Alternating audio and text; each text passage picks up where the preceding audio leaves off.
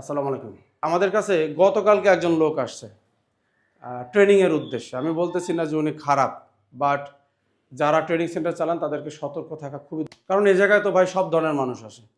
কেউ আসছে তার রাজনৈতিক ছিল, গা ঢাকা দেওয়ার জন্য এই জায়গায় আসছে, তার ওই জায়গায় থাকতে পারবে না, সে এই জায়গায় আসে।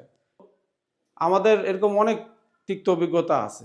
অনেকে কি হয়েছে, আমাদের ট্রেনিং ফি আমরা যে এই যে একবারে চাই, আমরা তো একটা কারণ হচ্ছে আমি স্টুডেন্ট কম নেই, 50 জন নিলে আমাদের অর্ধেকে দেখা গেল অর্ধেক করে টাকা দিলে হিউজ একটা অ্যামাউন্ট।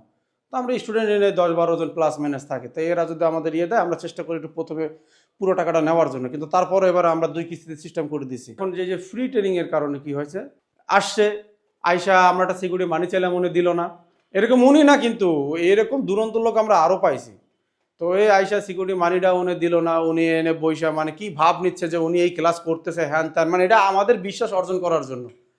হ্যাঁ, উনি ক্লাসটা বোঝার চেষ্টা করতে এই করতেছে, এবারে একটা সময়ের অপেক্ষা।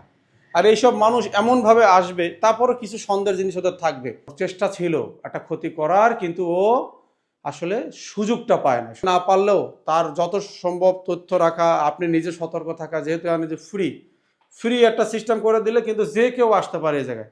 আর মানুষ যে কত খারাপ হইতে পারে এটা আপনার ধারণা নাই। যারা এই সেন্টার চালায়, আমাদের যে আইডিয়া হয়েছে, এটা হয়তো অনেকের এখন পর্যন্ত হয়ে পারে না। মানে এদেরকে আপনি নিলেই বিপদে পাবেন, এতে কোনো সন্দেহ নাই। ঠিক আছে, একটা জিনিস নিতে যেয়ে ধরা খাইছে, এরকম বহুত বাটপারের আমাদের কাছে তালিকা আছে। যারা যারা সেন্টার চালান বা যারা যারা ট্রেনিং করেন, চিন্তা ভাবনা করেন, যারা ওরা যে কোনো উদ্দেশ্যে আপনাদের যাইতে পারে, বলতে পারে যে ভাই আমার কাজ শিখান, আমি ফ্রি থাকবো, আপনি আমার শুধু খাওয়া দাওয়া চালায়েন, আমি আপনার কাছে থাকবো। 2 দিন 4 দিন 5 দিন পর কিন্তু হারায় যাবে। তো সবাই ভালো থাকবেন। সতর্কতামূলক ভিডিও ছিল। আল্লাহ হাফেজ।